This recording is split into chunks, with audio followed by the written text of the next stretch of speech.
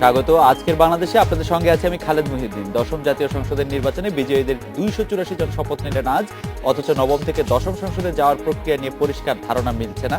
এরই মধ্যে রোববারে শপথ নিতে যাচ্ছে নতুন মন্ত্রিসভা। অন্যদিকে প্রধান বিরোধী দল হিসেবে সাংবিধানিক পরিচয় হারানোর পর বিএনপির মাঠের আন্দোলন কোন দিকে মোড় নেবে তা নিয়েও চলছে জল্পনা কল্পনা। এসব নিয়ে আজকের আলোচনা জাতীয় দ্বিধা। কথা বলতে স্টুডিওতে আছেন সিনিয়র আইনজীবী ও নবনির্বাচিত সংসদ সদস্য অ্যাডভোকেট আনিসুল হক, আছেন বিএনপি সাবেক সংসদ সদস্য জহিরুদ্দিন স্বপন এবং সিনিয়র সাংবাদিক কাজী আব্দুল হান্নান। স্বাগত আপনাদের। অ্যাডভোকেট আনিসুল হক, আপনি সংসদ সদস্য হিসেবে আজ শপথ নিয়েছেন, আপনাকে অভিনন্দন। ধন্যবাদ। বিনা প্রতিদ্বন্দ্বিতায় সংসদ সদস্য নির্বাচিত হওয়ার ক্ষেত্রে সাংবিধানিক আইনি কোনো বাধা নেই, কিন্তু এটা গণতান্ত্রিক স্পিরিটের সাথে কতটা সঙ্গতিপূর্ণ বা আপনি বা কেমন ফিল করছেন এই প্রথমবার? নিশ্চয়ই একটা ইলেকশন করে জিতে আসার যে আনন্দ, মানে একটা খাটনির পরে এই একটা রেজাল্ট পাওয়া, সেখানে হার জিত থাকে, জিতে আসাটা, সেই আনন্দ তো এই আনকন্টেস্টেড ইলেক্টেড হলে পাওয়া যায় না। সেটা ঠিক, বাট ভাগ্যচক্র এখন হয়ে গেছে, আই হ্যাভ টু অ্যাকসেপ্ট। আপনি গতকাল একটি অনলাইন নিউজ পেপারে বলেছেন বা গেজেট বা শপথ হলেই দশম সংসদ কার্যকর হবে না, তাই কার্যভার না নেওয়া পর্যন্ত নবম সংসদ কার্যকর থাকবে। তাহলে বেগম জিয়ার স্ট্যাটাস এখন কি? তিনি কি এখনো বিরোধী দলীয় নেতা? রওশনের সাথে স্ট্যাটাসটাই বা কি হবে? দেখেন, আমি আপনাকে একটা কথা বলি, ব্যাপারটা হচ্ছে এরকম, মানে আমি শুরু থেকে মানে আউট অফ কনটেক্সট আমার বক্তব্যটা নিলে একটু কনফিউশন হবে। জি, ব্যাপারটা হচ্ছে এরকম যে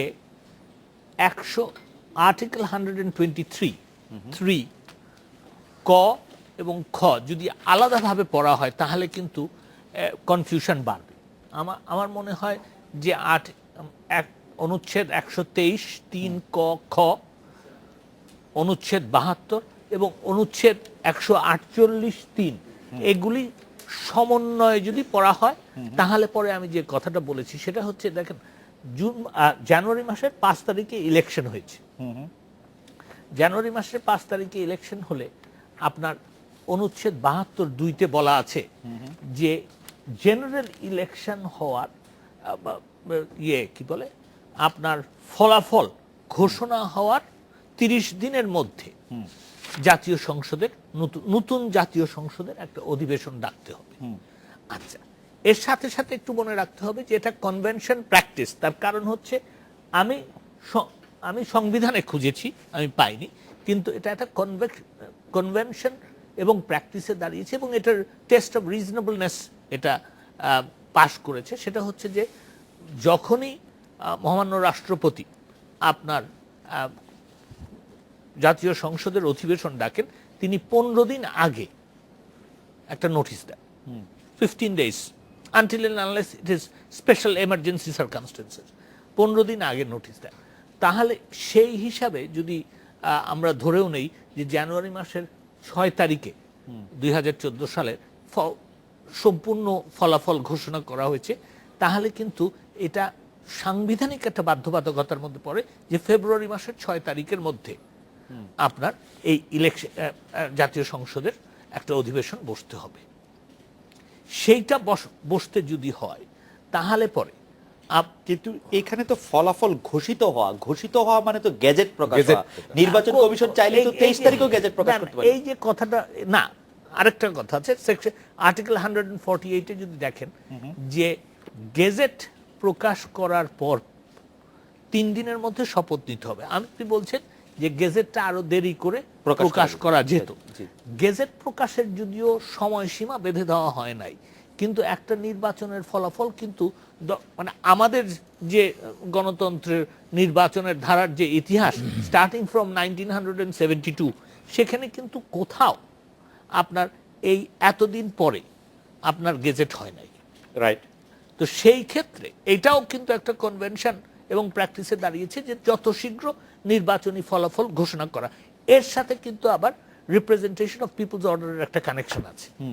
সেটা কানেকশনটা কি, যে আপনার যে মানে নির্বাচনের বিরুদ্ধে যে অ্যাপিলস কেস মামলাগুলি, এটার সাথে কিন্তু একটা সম্পৃক্ততা, এটার যে সময়সীমা, এগুলির সম্পৃক্ততা আছে। তো সেই সব হিসাব করে আপনার দেখা যাচ্ছে যে ফেব্রুয়ারি মাসের 5 তারিখের মধ্যে আপনার একটা সংসদের অধিবেশন বসতে হবে।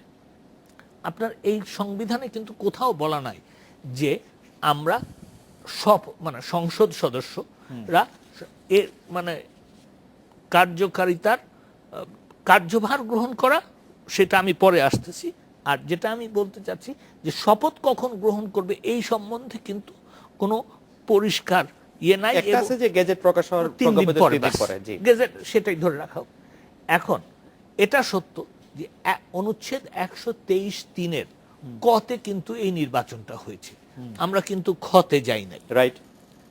যেহেতু আমরা খতে যাই নাই, কতে যাওয়ার পরে সেহেতু ওই প্রোভাইসোটা is effective for us. Right. প্রোভাইসোটা এফেক্টিভ, যেটা হচ্ছে কার্যভার। এখন মেয়াদকাল যেটা ইয়েতে অনুচ্ছেদ 72-এ বলা আছে যে 5 বছর, সেই 5 বছর নবম সংসদের মেয়াদ, 5 বছরটা শেষ হবে 24 তারিখে। জি। আমরা যারা মাই ইন্টারপ্রিটেশন, এবং আমি এটাও বলে নিব দর্শকদের জন্য যে আজকে আমি যা বলছি সেটা কিন্তু কিছুটা পার্টিজান ভিউ হবে। আমি আওয়ামী লীগের সংসদ সদস্য, নিশ্চয়ই আমার সেই দিকে লিনিংস থাকবে, তো কিন্তু আমি চেষ্টা করব রিজনেবল ব্যাখ্যা দেওয়ার জন্য। তো ব্যাপারটা হচ্ছে যে এখন আমরা যেই শপথটা নিলাম, আমাদের কার্যভার গ্রহণ কি, মেম্বার অফ পার্লামেন্টের কার্যভারটা মানে কি? মেম্বার অফ পার্লামেন্টের কার্যভার কিন্তু হচ্ছে আমরা যখন অধিবেশনে বসবো আইন প্রণয়ন করব, এর আগে কিন্তু আমাদের কোনো কার্যভার নাই। আনান ভাই, this is actually we don't have any work. এই কার্যভারটা আমরা 25-এর পরে যদি গ্রহণ করি তাহলে আমাদের কাছে মনে হয় যে এটা কোনো ইলিগ্যালিটি নাই। আপনি কার্যভার বলতে আপনি বলছেন যে সংসদে বসার ব্যাপারটাই আপনি কার্যভার বলছেন, এবং সেটার সাথে কোনো রকম কোনো, এখন এইটার সাথে কিন্তু আর্টিকেল 148(3)-র কানেকশন করা যাবে না, যেখানে বলা আছে আর্টিকেল 100 অনুচ্ছেদ 148(3)-এ যেটা বলা আছে সেটা হচ্ছে যে যারা শপথ পাঠ করবেন, পাঠ করবেন, শপথ পাঠ করার যেখানে, আমি পড়ে দিই বাংলাটা, জি। এই সংবিধানের অধীন যে ক্ষেত্রে কোনো ব্যক্তির পক্ষে কার্যভার গ্রহণের পূর্বে শপথ গ্রহণ আবশ্যক, সেই ক্ষেত্রে শপথ গ্রহণের অব্যাহতি পর তিনি কার্যভার গ্রহণ করিয়াছে বলিয়া গণ্য হইবে। সেই ক্ষেত্রে না, আমার কথা হচ্ছে যে আমার কার্যভারটা কি, মেম্বার জাতীয় সংসদের সদস্য হিসেবে আমার কার্যভারটা কি? সবচেয়ে ইম্পর্টেন্ট কার্যভার সেটা হচ্ছে আমি আইন প্রণয়ন করব, আমি অধিবেশনে বসে আইন প্রণয়ন করব। সেই ক্ষেত্রে আমি আনিস ভাই আপনার কাছে আবার আসবো। আমি শুধু এই দুটি জায়গায় আপনার একটু তুলে, বেগম জিয়ার স্ট্যাটাস কি থাকবে? উনি বিরোধী দলের নেতা থাকবেন? এখন সেই ক্ষেত্রে আমি বলবো যে যেহেতু নবম সংসদ সদস্য, এখনো কিন্তু কেউ বিরোধী দলীয় নেতা বা নেত্রী হন নাই, কিন্তু জাতীয় পার্টি ডিক্লেয়ার করা হয় না, এখন পর্যন্ত ডিক্লেয়ার করা হয় না।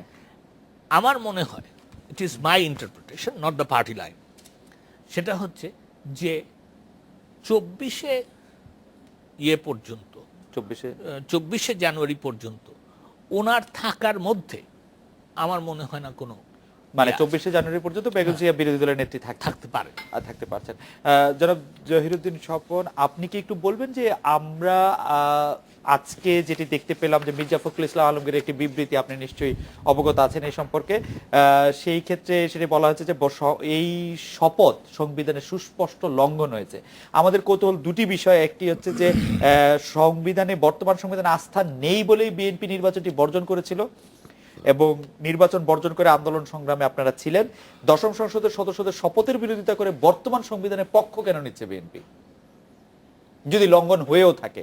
স্পষ্ট উনি বলেছেন যে সংবিধানের লঙ্ঘন হয়েছে, যেই সংবিধানের দোহাই দিচ্ছেন মির্জা ফখরুল ইসলাম আলমগীর জনাব, সেটি কিন্তু পঞ্চদশ সংশোধনীর মাধ্যমে যেই অনুচ্ছেদটি মানে সংযোজিত হয়েছে তার পক্ষে দাঁড়িয়েছেন, সেটি কেন হচ্ছে? আপনি না, আমার তো মনে হয় যে আমরা আপনার প্রশ্নের উপস্থাপনার সঙ্গে আমি একটু দ্বিমত করি।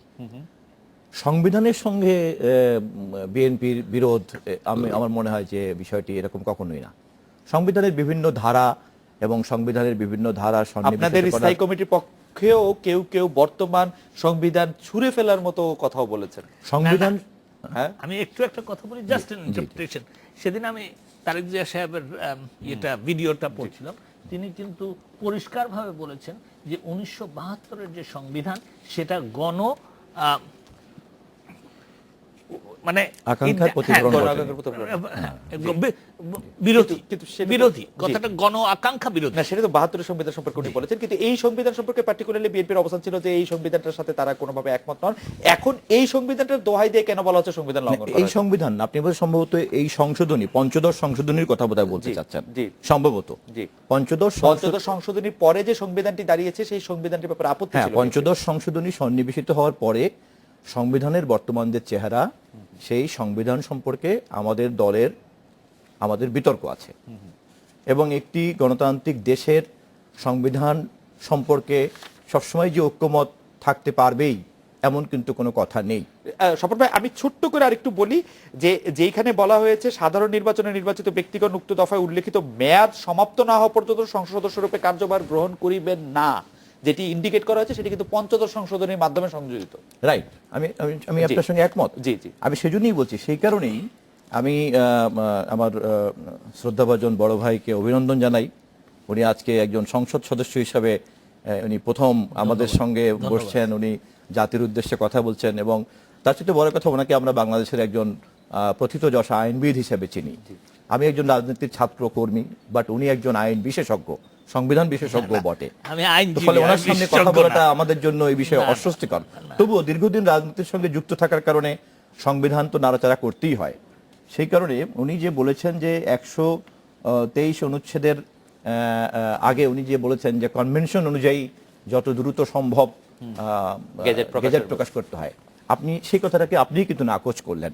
এই কারণে নাকচ করলেন যে পঞ্চদশ সংশোধনীর ভিত্তিতে কিন্তু 123-এর এই ধারাটা কিন্তু সন্নিবেশিত হয়েছে। জি। ফলে পঞ্চদশ সংশোধনীর ভিত্তিতে 123 ধারার এই সন্নিবেশিত হওয়ার কারণে 123 ধারার কোনো ধরনের কোনো কার্যকারিতাই কিন্তু কনভেনশনের সঙ্গে আর রেলেভেন্সি থাকবে না। বুঝাতে পারলাম কিনা আমি? অবশ্যই, মানে এটা তো আগে ছিলই না, ফলে এটা কনভেনশনের সঙ্গে কোনো সম্পর্ক নাই, বরঞ্চ শুরু হলো এখান থেকে। রাইট। এবং শুরুতেই আমি কি দৃষ্টান্ত স্থাপন করলাম? শুরুতেই আমি এই দৃষ্টান্ত স্থাপন করলাম যে এত বিতর্কের মধ্য দিয়ে যেই পঞ্চদশ সংশোধনী আমি সংবিধানে সন্নিবেশিত করলাম, এবং যেই পঞ্চদশ সংশোধনীর অনেকগুলি সন্তানের মধ্যে অথবা কুসন্তানের মধ্যে একটি কুসন্তান হচ্ছে ধরেন এরকম একটা অনুচ্ছেদ, কথার কথা আমি বলার জন্য বললাম। তো সেই কারণে সেই ধারারই আপনি মনে করেন কতে বলা আছে যে কে যোগ্য, উনি যোগ্য হবেন না। উনি সংসদ সদস্য নির্বাচিত হলেও তিনি শপথ নিতে পারবেন না। না, শপথ নিতে পারবেন না এই কথাটা কিন্তু নাই। 123-এর কথা সংসদ সদস্য রূপে কার্যভার গ্রহণ করতে পারে, কার্যভার গ্রহণ করতে পারে। কার্যভার, এই আমি এখন আসছি, আমি এখানেই আসছি যে কার্যভার আবার আসেন 148-এর 3। আমি ভাই ঠিকই বলেছেন যে দুটোকে আলাদা করে আলোচনা করা যাবে না। 148-এর 3 আবার স্পষ্টই বলা আছে যে শপথ গ্রহণ এবং কার্যভারের মধ্যে কিন্তু কোনো পার্থক্য নাই। শপথ গ্রহণ করিলেই কার্যভার গ্রহণ করিয়াছেন বলিয়া গণ্য হইবেন। আপনি দেখেন একজন মাননীয় মন্ত্রী যখন বঙ্গভবনে শপথ গ্রহণ করেন তখন কিন্তু উনি আর কোনো জয়েনিং লেটার দেন না। ধরেন বৃহস্পতিবারে কোনো মন্ত্রী শপথ গ্রহণ করলেন, উনি রবিবারে গিয়ে যখন অফিসে বসবেন, তার মানে কি আপনি মনে করেন যে শুক্র শনিবারে নতুন করে কোনো মন্ত্রী আবার ওই মন্ত্রণালয়ে দেওয়া যাবে? আমি আসলে হাসি থামাতে পারতেছি, কারণ আমার বারবার মনে পড়তেছে যে আনিস ভাই একটি চমকপ্রদ ব্যাখ্যা দিয়েছেন যে কার্যভার গ্রহণ তো হবে না, উনি জাস্ট এমপি হয়েছেন। আমার খুব জানতে ইচ্ছে করেছিল পরে নিশ্চয়ই উনি বলবেন যে বেতন ভাতা কি কবে থেকে চালু হবে, সেটা 25 তারিখের থেকে হবে নাকি এই আজকে 6 তারিখের থেকে হবে, এরকম নানা রকম I have suggested যে আমাদের বেতন ভাতা 25 তারিখ থেকে শুরু হওয়া উচিত। আপনার সাজেশন শুনছে কিনা? এখন কথাটা হচ্ছে যে আমি আপনাকে পরিষ্কার করে দিলাম, আপনি যে বেতন ভাতার কথা বলবেন না। আমি একটা পয়েন্ট সাপ্লিমেন্ট করি। আমি বরঞ্চ অবাক হয়ে যাচ্ছি আপনি যে জিনিসটা ধরেছেন, এই জিনিসটাই নির্বাচন কমিশনের কিন্তু এমন কোনো বাধ্যবাধকতা ছিল না গেজেট নোটিফিকেশন এখনই দিতে হবে। সংবিধানে কিন্তু এরকম কোনো বাধ্যবাধকতা নাই। ফলে বরঞ্চ আপনি যেহেতু 125 তারিখ থেকে বেতন ভাতা নিতে চাচ্ছেন, ফলে 25 তারিখকে টার্গেট করেই কিন্তু 23 তারিখে কিন্তু করা যেত, কোনো বাধ্যবাধকতা নাই। ফলে বরঞ্চ আপনি যেহেতু 125 তারিখ থেকে বেতন ভাতা নিতে চাচ্ছেন, ফলে 25 তারিখকে টার্গেট করেই কিন্তু 23 তারিখে কিন্তু করা যেত। সবার আপনাকে অনেক ধন্যবাদ, আপনি বিষয়টি তুলেছেন। আমি একটু হানান ভাই আপনার কাছে আসবো, কিন্তু তার আগে আমার একটু বিরতি নিতে হচ্ছে। আমি জানি যে আপনি পুরো বিষয়টি, যেটি অ্যাডভোকেট আনিসুল হক খুব সুন্দরভাবে বলেছেন, আমরা আপনার কাছ থেকে একজন বিশেষজ্ঞ হিসেবে আপনার মূল্যায়ন শুনবো। আমরা একটা বিরতি নিয়ে ফিরছি আপনার কাছে।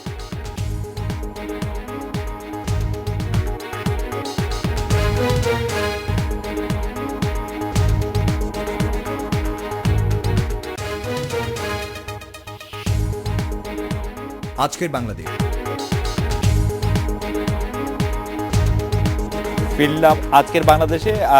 আমি হান্নান ভাই আপনার কাছে আসার আগে আনিস ভাই আপনাকে স্মরণ করে দিতে চাই যে আজকে আওয়ামী লীগের সাধারণ সম্পাদক সৈয়দ আশরাফুল ইসলাম স্পষ্টভাবে বলেছেন যে সংবিধান অনুযায়ী বেগম খালেদা জিয়া আর বিরোধী দলীয় নেতা নন। আপনি একটু আগে বলেছিলেন যে 24 তারিখ পর্যন্ত বেগম খালেদা জিয়া। আমি কিন্তু সেখানে বলেছি যে এটা আমার ইন্ডিভিজুয়াল ওপিনিয়ন। আপনার মতামত, আপনার মতামতের সাথে একটু পার্থক্য হয়ে যাচ্ছে ওনার। হান্নান ভাই আপনি যদি একটু বিশ্লেষণ করতেন বিষয়টা। আমি প্রথমেই অভিনন্দন জানাই দীর্ঘদিনের পরিচিত, শ্রদ্ধেয় এবং দেশের স্বনামখ্যাত আইনজীবী আজকে সংসদ সদস্য, রাজনীতিক হিসেবে কথা বলছেন।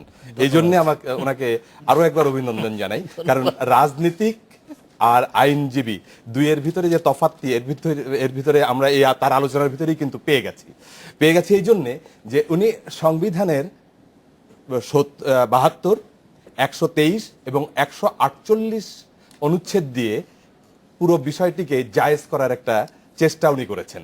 কিন্তু আমার একটি প্রশ্ন আছে, শপথের বিষয়টি, কার্যভার গ্রহণ বিষয়ে আপনি যে ব্যাখ্যা দিলেন, সেক্ষেত্রে একজন সংসদ সদস্যকে আইন প্রণয়নের জন্য না বসা পর্যন্ত তিনি কার্যভার গ্রহণ করেছেন বলে আপনার ব্যাখ্যায় মনে হচ্ছে যে এটা বলা যাবে না। কিন্তু আমার প্রশ্ন, সংসদ যদি গঠিতই না হয় তাহলে তাকে, ওই সদস্যকে কি করে সংসদ অধিবেশনে আসার জন্য আমন্ত্রণ দেবে সংসদ সচিবালয়? তার অর্থ, বা রাষ্ট্রপতি কোন সংসদ আহ্বান করবেন, কোন সংসদের বৈঠক আহ্বান করবেন? আমি এই জন্য দলের নেতা আহ্বান করবেন, কোন সংসদীয় দলের নেতা তো পরের কথা, উনি তো আগে সংসদ আহ্বান করবেন, সংসদকে বৈঠকে ডাকবেন। সংসদে বৈঠকে ডাকতে গেলে আগে সংসদটা গঠিত হতে হবে। সংসদটি গঠিত হবে কিভাবে? আমাদের সংবিধানের 65-তে সুস্পষ্টভাবে বলা আছে কাদের দিয়ে সংসদ গঠিত হবে। একক নির্বাচনী এলাকার 300 সদস্য এবং পরবর্তী উপ অনুচ্ছেদে বলা মহিলা সদস্যদের, এদের নিয়ে সংসদ গঠিত হবে। সংসদ সদস্যরা নির্বাচিত ব্যক্তি হিসাবে বিবেচিত হবেন যতক্ষণ পর্যন্ত তিনি ওথ না নিচ্ছেন। শপথ নিয়ে যখন পর্যন্ত তিনি শপথ পত্রে স্বাক্ষর না দিচ্ছেন ততক্ষণ পর্যন্ত তিনি কিন্তু সংসদ সদস্য নন, নির্বাচিত ব্যক্তি। কার্যভার গ্রহণ করেন নাই। সংসদ সদস্য তখনই হতে পারবেন যখন তিনি শপথ নিলেন। শপথ নেওয়ার পরে আমি একটু থামাই। আজকে ব্যারিস্টার রফিকুল হক বলছিলেন যে সংসদ সদস্য পদে তিনি যে শপথটা গ্রহণ করেন, আমাদের সংবিধানের মানে অনুযায়ী যে সংসদ সদস্যের যে শপথ, সেইখানে বলা হয়েছে যে আমি যে কর্তব্যভার গ্রহণ করিতে যাইতেছি, মানে যেটা আমি কর্তব্যভার নিয়েছি সেরকম না। কিন্তু উনি ওথ নেওয়ার সময়ে, জি, উনি যখন শপথ বাক্য স্বাক্ষর করেন, স্বাক্ষর করে বলছেন যে আমি নিতে যাচ্ছি, যখনই স্বাক্ষরটি শেষ করলেন তখন কিন্তু এই যাইতেছির পর্যায়ে আর থাকছে না, তখন নিয়ে নিচ্ছেন উনি। আচ্ছা, এই যে কারণে এটা যে 65 অনুযায়ী যদি সংসদ গঠিত হতে হয় তাহলে আগে তাকে সংসদ সদস্য হতে হবে। হান্নান ভাই, আমি একটু আমাদের দর্শকদের জন্য সহজ করে বলি, তাহলে কি আপনি বলতে চাচ্ছেন যে 10ম সংসদ সদস্য পদে আজকে শপথ নেওয়ার পাশাপাশি যখন তিনি স্বাক্ষর করলেন তখন তিনি কার্যভারও গ্রহণ করলেন, এবং যেটা 123 আছে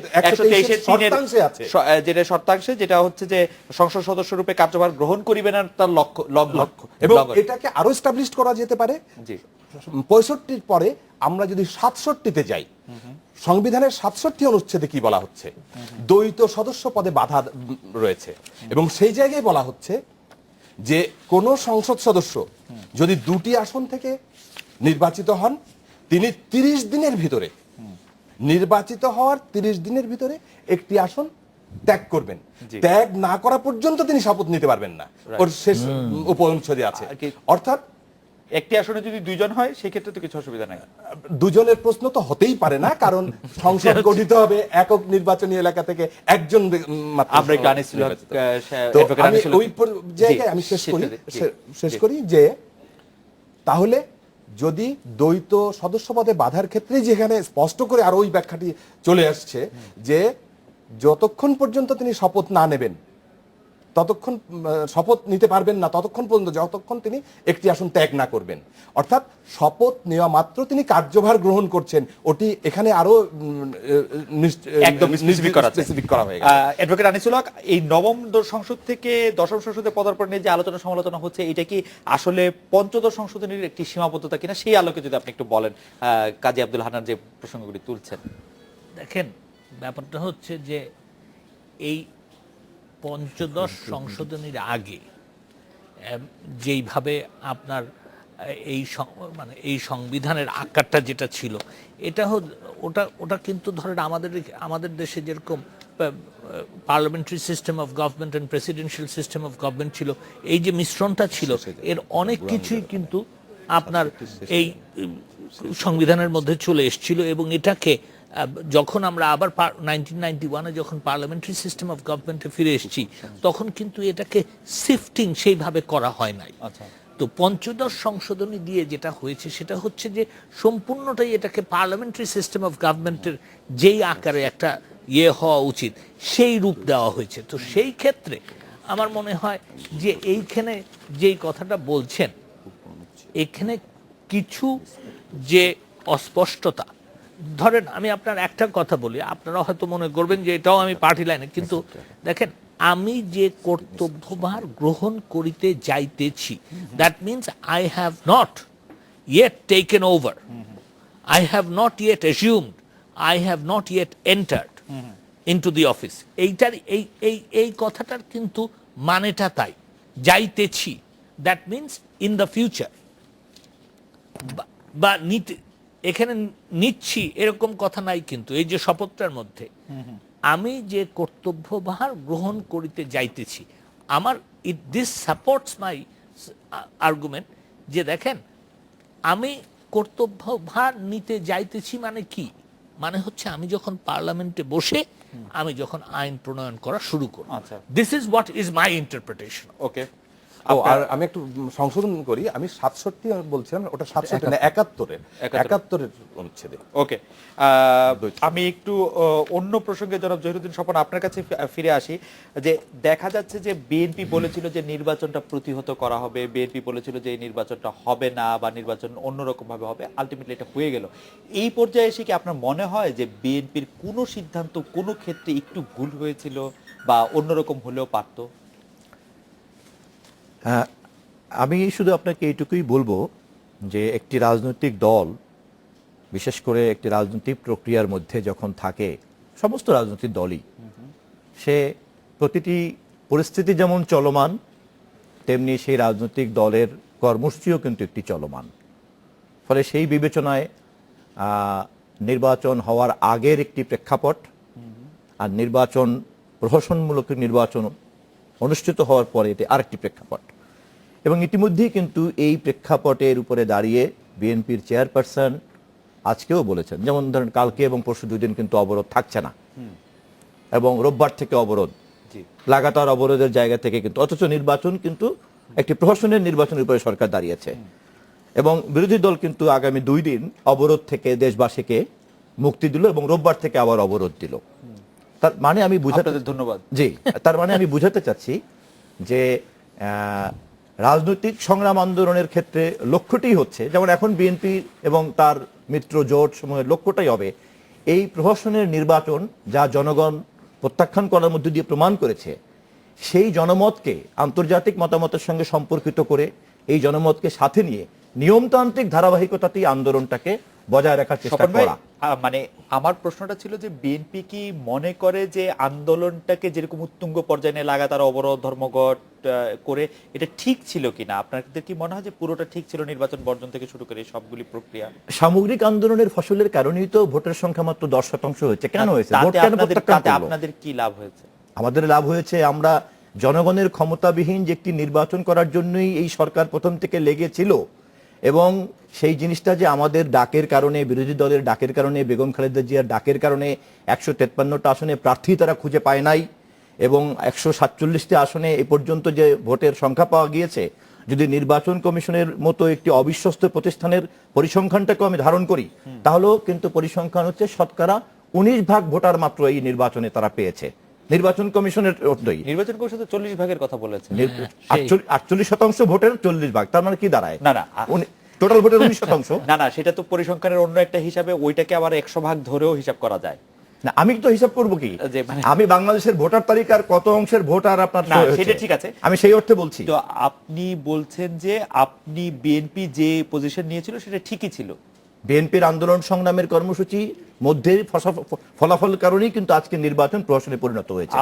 নির্বাচনটাকে প্রহসনে পরিণত করাই আপনাদের লক্ষ্য ছিল। তারপরে সরকার শাসন করুক, আওয়ামী লীগ থাকুক। না, শাসন করুক না, সরকার এই প্রহসনের নির্বাচনকে নিশ্চয়ই উপলব্ধি করতে পারবে। যেমন আপনি দেখেন এমনকি ভারত করাই আপনাদের লক্ষ্য ছিল। তারপরে সরকার শাসন করুক, আওয়ামী লীগ থাকুক। না, শাসন করুক না, সরকার এই প্রহসনের নির্বাচনকে নিশ্চয়ই উপলব্ধি করতে পারবে। যেমন আপনি দেখেন এমনকি ভারত পর্যন্ত কিন্তু অভিনন্দন জানায় নাই। হঠাৎ করে আওয়ামী লীগের এরকম হেদায়েত কেন হবে না, যে তারা উপলব্ধি করতে পারবে? কেন উপলব্ধি করতে পারবে?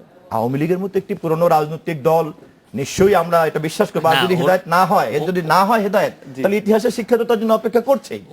ওনাদের ব্যাপারটা ছিল, ওনাদের অতীতে যে অভিজ্ঞতা আছে, ওনারা মনে করেছিলেন আমরা হেদায়েত হয়ে গেছিলাম, তো সেই জন্য এইরকম আমাদের দিক থেকে মানে বিএনপির দিক থেকে এটাও প্রহসনের নির্বাচন, তো হেদায়েত মানুষ হয়ে যাবে।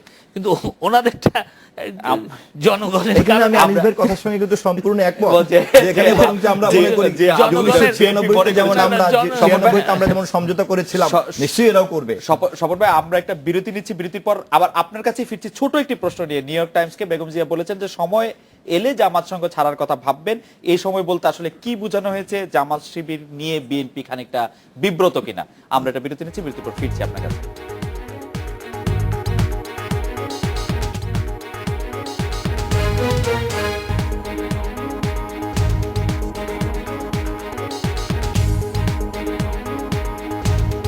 ফিরলাম আজকের বাংলাদেশে। স্বপন ভাই, আমার প্রশ্ন ছিল বিরতির আগে আপনাকে যে নিউ ইয়র্ক টাইমসকে খালেদা জিয়া বলেছিলেন যে সময় এলে জামাত সঙ্গ ছাড়ার কথা ভাববেন। এই সময় বলতে আসলে কি বোঝানো হয়েছে? জামাত শিবিরকে নিয়ে বিএনপি একটু বিব্রত কিনা এই মুহূর্তে? এই বলার মধ্যে দিয়ে কিন্তু একটা বিষয় খুব স্পষ্ট যে জামাত আমাদের কোনো লং টার্মের স্ট্র্যাটেজিক পার্টনার না। পার্মানেন্ট না, হয়তো লং টার্মের, কারণ মোটামুটি 15 বছর ধরে একসঙ্গে আছেন আপনারা। না, সেই অর্থে তো মনে করেন যে 1986-তে জামাত প্রথম নিবন্ধন পেয়েছে এবং তারপর থেকেই আওয়ামী লীগের সঙ্গে আপনার 1996 পর্যন্ত ছিল, কোনো না কোনো ভাবে পার্টনারশিপে ছিল। ফলে এই জন্যই বললাম, আমি আওয়ামী লীগ এবং বিএনপি উভয় দলই জামাতের সঙ্গে এক ধরনের সখ্যতা ভোগ করেছে বা করছে, আমি ওটার মধ্যে গেলাম না। সর্বশেষ বেগম খালেদা জিয়ার এই বক্তব্যের মধ্যে দিয়ে কিন্তু প্রমাণিত হয়েছে যে বিএনপি একটি সাংবিধানিক রাজনীতির দল, বিএনপি মুক্তিযুদ্ধের চেতনার পক্ষের একটি দল, বিএনপির মধ্যে বহু মুক্তিযোদ্ধা আছে। ফলে জামাতের রাজনীতি আলাদা, বিএনপির রাজনীতি আলাদা। আওয়ামী লীগের নেতৃত্বাধীন একটি জোটের সঙ্গে বিএনপির নেতৃত্বাধীন একটি জোটের নির্বাচনী প্রতিযোগিতার কারণে এই মেরুকরণে কখনো আওয়ামী লীগ বেনিফিট নিয়েছে, কখনো বিএনপি বেনিফিট নেয়। অতএব এক্ষেত্রে তাকে বাতিল করা বিএনপির জন্য কোনো বিষয় না।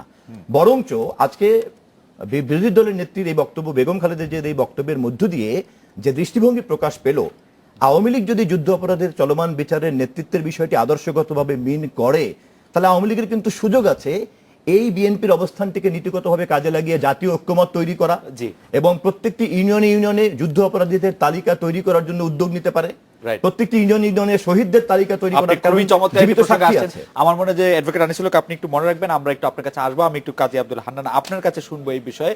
এই জামায়াত নিষিদ্ধ করার ব্যাপারে আওয়ামী লীগের এক ধরনের, আমি কি বলবো যে কিরকম জানি একটা অবস্থান। আর আরেকটি হচ্ছে যে নির্বাচনের পর দেশের বিভিন্ন স্থানে হিন্দুদের উপর আক্রমণ চালানো হলো, সরকার তাদের নিরাপত্তা দিতে ব্যর্থ হলো কেন? দুটি প্রসঙ্গে যদি একটু আপনাকে বলেন।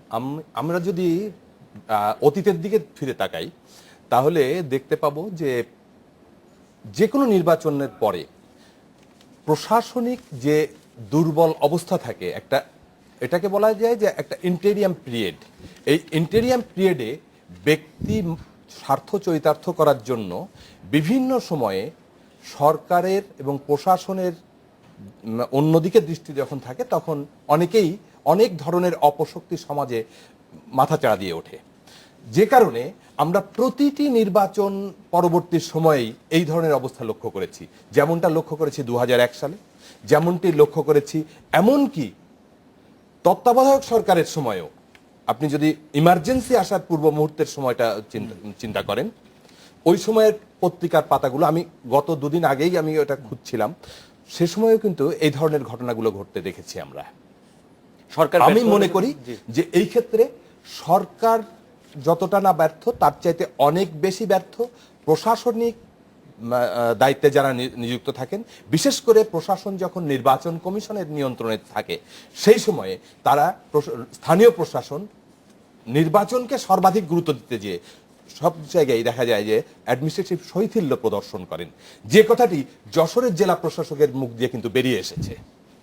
এক দুই হচ্ছে, আপনি প্রথম যে কথাটি বলছিলেন যে বিএনপির বিশেষ করে বেগম খালেদা জিয়া বিএনপির প্রধান চেয়ারপারসন, উনি জামাত প্রসঙ্গে যে কথাটি বলেছেন, আমি এখানে একটি বিষয় বলবো যে বিএনপি এবং জামাতের যে রাজনৈতিক মৈত্রী, যে অ্যালায়েন্স, এই অ্যালায়েন্সটি কতটা রাজনৈতিক, কতটা মানে স্ট্র্যাটেজিক, এর উপরে নির্ভর করে ভবিষ্যতে তারা কি করতে চাচ্ছেন। স্ট্র্যাটেজিক এই অর্থে আমি বললাম যে আওয়ামী লীগ বিরোধী যে জনগোষ্ঠী, যে জনমত, এই জনমতকে পুঁজি না করা পর্যন্ত বিএনপি এককভাবে যদি ক্ষমতায় আসার শক্তি অর্জন না করে, ততদিন জামাতের কাছ থেকে বিএনপির মুক্তি নেই। কারণ বিএনপিকে জামাত নির্ভরশীল হয়েই রাজনৈতিকভাবে আসতে হবে যতদিন সে মনে না করতে পারবে সংখ্যাগরিষ্ঠ, বিশেষ করে আওয়ামী লীগের চাইতে সংখ্যাগরিষ্ঠ ভোট বিএনপির আছে। হানু ভাই, এইটা অবশ্য 91 নির্বাচনে আমরা দেখেছি বিএনপি একাই নির্বাচিত হয়েছে। আমরা 2001-এও জামাতের কতটা কন্ট্রিবিউশন ছিল সেটা বোঝা খুব আমি একটু অ্যাডভোকেট আনিসুল হকের কাছে আসি। অ্যাডভোকেট আনিসুল হক, আমাদের একজন দর্শক হান্নান ভাইয়ের এই কথা ধরে কিন্তু একটা এক্সট্রিম মন্তব্য করেছেন। সেটি হচ্ছে এরকম যে জামায়াতকে ছেড়ে আসার ব্যাপারে বলেছেন যে মাননীয় প্রধানমন্ত্রী শেখ হাসিনা বারবার বলছেন যে একাদশ সংসদীয় আলোচনা ও সমঝোতা আওয়ামী লীগের কাছে বড় বাধা হচ্ছে জামায়াত, এই দলটিকে ছেড়ে আসতে বিএনপিকে আলোচনায় আসতে উনি আহ্বান জানাচ্ছেন। আমাদের দর্শকদের মন্তব্য অনেকটা এরকম যে এই দলটিকে একদিকে নিষিদ্ধ করা হচ্ছে না, অথচ বিএনপিকে বলা হচ্ছে ছেড়ে আসতে। তার মানে কি এরকম হতে পারে ছেড়ে আসলে জামায়াতের সাথে আওয়ামী লীগ কোনো না কোনো ভাবে একটা, দেখেন আওয়ামী লীগ কিন্তু তার নিজের অবস্থান পরিষ্কার করে ফেলেছে। সেটা হচ্ছে এই যে মুক্তিযুদ্ধের চেতনায় যুদ্ধ অপরাধীদের বিচারের দাবি, সেটা পূর্ণ করার জন্য আওয়ামী লীগের কমিটমেন্ট 100%। সেইখানে আপনারা দেখেছেন যে জামাতের যে লিডারশিপ এই মুক্তিযুদ্ধের সময় তাদের যে মানবতা বিরোধী কার্যকলাপ, তার জন্য তাদের বিচারের সম্মুখীন হয়েছেন, এতদিনে সাজাও পেয়ে গেছেন কয়েকজন। তো সেই ক্ষেত্রে আওয়ামী লীগের স্ট্যান্ডটা ক্লিয়ার। এখন যেই আমাদের নেত্রী যে কথাটা বলেছেন সেটা হচ্ছে বিএনপিও একটা বড় দল, আমি অস্বীকার করছি না, বিএনপি একটা বড় দল। বিএনপিও যদি এই আদর্শগত যে পার্থক্যটা এখন রেখেছে জামাতের সাথে জোট করে, সেইটার থেকে বেরিয়ে এসে বিএনপিও যদি এই মুক্তিযুদ্ধের চেতনার প্রতি কমিটমেন্টটা করে, তাহলে পরে এই আদর্শগত মিল নিয়ে বাংলাদেশের ডেভেলপমেন্টের জন্য দুই দল এগিয়ে যায় এবং সেই জন্য সব রকম অন্যান্য সমস্যা যেগুলি সেগুলি নিরসন করা যাবে। জামাতকে নিষিদ্ধ করা হচ্ছে না কেন? জামাতকে দেখেন, এইখানে মোস্ট ইম্পর্টেন্ট কথা হচ্ছে জামাতকে আজকে যদি আওয়ামী লীগ গভর্নমেন্ট নিষিদ্ধ করে তাহলে আপনারা বলবেন স্বৈরাচারী। এখন জামাতকে লিগ্যাল প্রসেসে আমাদের কথার কতটা গুরুত্ব আওয়ামী লীগ দেয়? অফকোর্স ইট ম্যাটার্স। আমাদের কথার অনেক গুরুত্ব দেয় আওয়ামী লীগ? না, নিশ্চয়ই দেয়। এটা এখন আপনার হিসাবের ইয়েটা হচ্ছে আমার আর আপনার আপেক্ষিক কথাটা, সেই জন্য আমি বললাম না। কিন্তু কথা হচ্ছে যে দেখেন, this is being now decided in the courts যে জামাত নিবন্ধন দেওয়াটা ঠিক হয়েছে কিনা না ঠিক হয় নাই, এই ইস্যু। কিন্তু কথা হচ্ছে যে জামাত যা করে যাচ্ছে তার যেহেতু আপনার একটা মহাজোটের সাথে এটার যোগ আছে, সেই জন্য সেইটাকেও কিন্তু কিছুটা কনসিডার করা হচ্ছে। যেই জন্য বলা হচ্ছে যে বিএনপি বেরিয়ে আসলেই একটা ঐক্যমত যদি হয়, আদর্শগত ঐক্যমত অ্যাটলিস্ট অন ওয়ান গ্রাউন্ড, সেটা হচ্ছে যে আমরা সকলে মিলে মুক্তিযোদ্ধার চেতনাটাকে, তার মানে বিএনপি বেরিয়ে আসলে আমার এই প্রশ্নে মাননীয় সংসদ সদস্য আনিসুল হকের কাছে একটু জানার আছে যে শায়েখ আব্দুর রহমানের দলকে আমরা দেখেছি মাত্র কয়েকটি জায়গায় বোমাবাজি এবং দুজন জাজ নিহত হওয়া, হাতে গোনা কয়েকটি মৃত্যুর কারণে ওই দলকে আমরা স্পেশাল পাওয়ার অ্যাক্ট ব্যবহার করে নিষিদ্ধ ঘোষণা করে বেগম খালেদা জিয়া সরকার করতে দেখেছি। জামাতকে সেই সময়ে জি, জামাত এই সময়ে আপনারা সরকারিভাবেই বলছেন, পরিসংখ্যান দিচ্ছেন যে এতগুলো লোককে জ্বালিয়ে হানান ভাই, পুড়িয়ে আমাদের মারা প্রশ্ন হয়েছে। পরিষ্কার। আমি সেই বলেন, ক্ষেত্রে বলেন যে- আমার কথা জামাত। আমি একটা কথা স্পেশাল বলি। পাওয়ার অ্যাক্টের ব্যবহার কেন করা আপ- হচ্ছে না? আপনি যদি- রাজনৈতিকভাবে যদি না, না, আপনারা না আপনি যদি দেখেন, আমি আপনার প্রথম দিকের কথাটা, আপনি এই যে শাইখ আব্দুর রহমানের দলের কথা বললেন, আপনি যদি দেখেন যে তাদের মার্সি পিটিশনটা আপনি পড়েছেন কিনা, অবশ্যই। আমার একটা অপরচুনিটি হয়েছিল পড়ার, তারা পরিষ্কার তাদের বক্তব্য হচ্ছে যে দে আর এ টেররিস্ট অর্গানাইজেশন। একেবারে তারা কখনোই এটাকে লুকিয়ে ছাপিয়ে কিছু করে নাই, এবং terrorist organisation is prejudicial to the interest of the country. সেই জন্য স্পেশাল পাওয়ার্স অ্যাক্ট কখনোই এটাকে লুকিয়ে ছাপিয়ে কিছু করে নাই, এবং terrorist organisation is prejudicial to the interest of the country. সেই জন্য স্পেশাল পাওয়ার্স অ্যাক্ট ইউজ করা সম্ভব হয়েছে। আপনি সেকেন্ড কথাটা যেটা বলেছেন, এই যে রেল লাইন তুলে দেওয়া, সেকশন 15 স্যাবোটাজ, আমিও কিন্তু আমার নির্বাচনী এলাকায় এই কয়েকদিনের মধ্যে আমিও বলেছি যে দেখেন, এইগুলি যারা করে, এই রেল লাইন তুলে দেয়, সাম্প্রদায়িক হামলা, এইসব করলে একেবারে পরিষ্কার either section 2 prejudicial act or section 15 of the special power. Special power. জি, আনিস ভাই, আমরা একটা বিরতি নিতে হচ্ছে। সহজ কথা হচ্ছে এই যে আপনি বলছেন যে জামায়াতকে যদি বিএনপিও ছেড়ে আসে তাহলে একটা জাতীয় ঐক্যমত্য প্রতিষ্ঠিত হয় এবং তখন নিষিদ্ধ করার ক্ষেত্রে আর কোনো বাধা থাকে না। আমরা একটা বিরতি নিয়ে ফিরে আপনার কাছে জানতে চাইবো যে আপনার কাছে কি মনে হয় যে দশম একাদশ যে গঠিত হলো সেটার ব্যক্তিটা কতদিনের থাকবে, আপনি কি মনে করেন সেটা আপনার কাছে শুনতে চাইবো, আমি একটু স্বপন ভাইয়ের কাছে শুনতে চাইবো একই জিনিস। আমরা একটা বিরতি নিয়ে ফিরছি।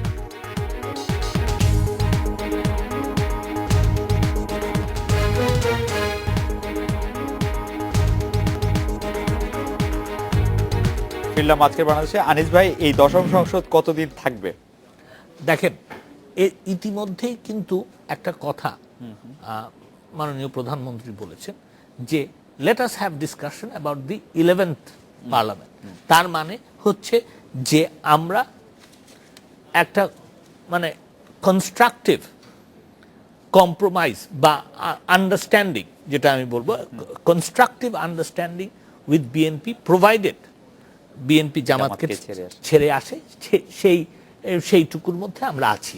এবং সেটা যদি হয় এবং সেখানে যদি ধরেন আরেকবার ইলেকশন দিতে হয়, সেটা এমন হতে পারে যে বাংলাদেশে যখন ইলেকশন হওয়া সম্ভব সেই রকম একটা তারিখে ইলেকশন হবে। তার মানেই আপনি কতটা আশাবাদী এই ব্যাপারে যে বিএনপি জামাতের সঙ্গ পরিত্যাগ করে আসবে বা একটা সুষ্ঠু সংলাপ? দেখেন, আমি একটু অপটিমিস্টিক টাইপ। জি, বা আমার কথা হচ্ছে যে এই যে আজকের বিএনপির সভানেত্রীর যে বক্তব্য, এইটা আমি পজিটিভলি দেখতে চাই। উনি তো অন্তত পক্ষে একটা ইন্ডিকেশন দিয়েছেন যে উনি বলছেন যে we will decide, right, and I pray, আল্লাহর কাছে আমি প্রার্থনা করি যে এই উই উইল ডিসাইডের টাইমটা একটু তাড়াতাড়ি হবে। রাইট। স্বপন ভাই, আপনার কাছে মনে হয় দশম সংসদ কতদিন থাকবে? দশম সংসদের অস্তিত্ব বাংলাদেশের রাজনীতিতে সবসময় একটা প্রশ্নের মধ্যে থেকে যাবে। মেয়াদটা কতদিন থাকবে তা নির্ভর করবে বর্তমান এই সরকারের রাষ্ট্রনায়কোচিত দৃষ্টিভঙ্গি এবং মনোভাবের উপরই মূলত নির্ভর করবে। কেননা ইতিমধ্যেই দশম সংসদ নির্বাচনের যে নৈতিক ভিত্তিটা বর্জন করার ক্ষেত্রে বিএনপি যে বিজয়টা অর্জন করলো আন্তর্জাতিকভাবে, এমনকি ভারতও কিন্তু অভিনন্দন জানায় নাই। কত বড় বিজয় আজকে বিরোধী দলের, যে এমন একটা নির্বাচন এই সরকারকে সে দিল, এমন একটা পার্লামেন্ট সেই সরকারকে দিল যেই পার্লামেন্টের ইতিহাস হচ্ছে 153টা বিনা প্রতিদ্বন্দ্বিতায়। যাই হোক, এটাই কিন্তু বিরোধী দলের সবচেয়ে বড় বিজয়, এর প্রহসন, এর তামাশা এবং এটাকে নিয়ে সারা পৃথিবীতে যে বিদ্রুপ হচ্ছে। ফলে এই ধরনের একটি পার্লামেন্টকে আওয়ামী লীগের মতো একটি রাজনৈতিক দল খুব বেশি দিন যেটার উপরে দাঁড়িয়ে থাকবে না, এ বিশ্বাস, এই আস্থা আওয়ামী লীগের প্রতি আমাদের আছে। খুব বেশি দিন বলতে, এবং ইতিমধ্যেই কিন্তু আজকে দেখেন মাননীয় অর্থমন্ত্রী বলেছেন যে আমরা ম্যান্ডেট পাইনি, আমরা 1 বছরের মধ্যেই বিরোধী দলকে সাথে নিয়ে নির্বাচন করার একটা তাগিদ অনুভব করছি।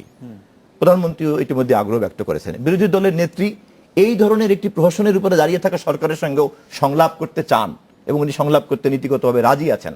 ফলে এই উপাদানগুলি কিন্তু প্রমাণ করে যে খুব দ্রুতই এখানে একটি মধ্যবর্তী নির্বাচন হবে এবং সেই মধ্যবর্তী নির্বাচনের মধ্য দিয়ে জনগণের ভোটাধিকারটা নিশ্চিত হবে। জনগণের ভোটাধিকার ছিল না এই দশম সংসদে, এবং জনগণের ভোটাধিকারকে নিশ্চিত করতে হবে। হানান ভাই কি মনে করেন, 1 মিনিটে যদি আমাদেরকে বলেন যে দশম সংসদের ব্যক্তি কতখানি হবে এবং কিরকম হবে বলে আপনি আশা করেন? আমি নিজেও খুব আশাবাদী মানুষ। আমি এত সংঘাত সংকট এগুলোকে কখনোই আমি নেতিবাচকভাবে দেখি না। এই জন্য দেখি না যে বাংলাদেশের দুটি প্রধান রাজনৈতিক দল দুটি হচ্ছে সাংবিধানিক ধারায় নিয়মতান্ত্রিক রাজনৈতিক দল হিসাবে নিজেদেরকে ঘোষণা করেছে। সেই নিয়মতান্ত্রিক রাজনীতি করতে তারা কি নিয়মতান্ত্রিক ধারায় আছেন?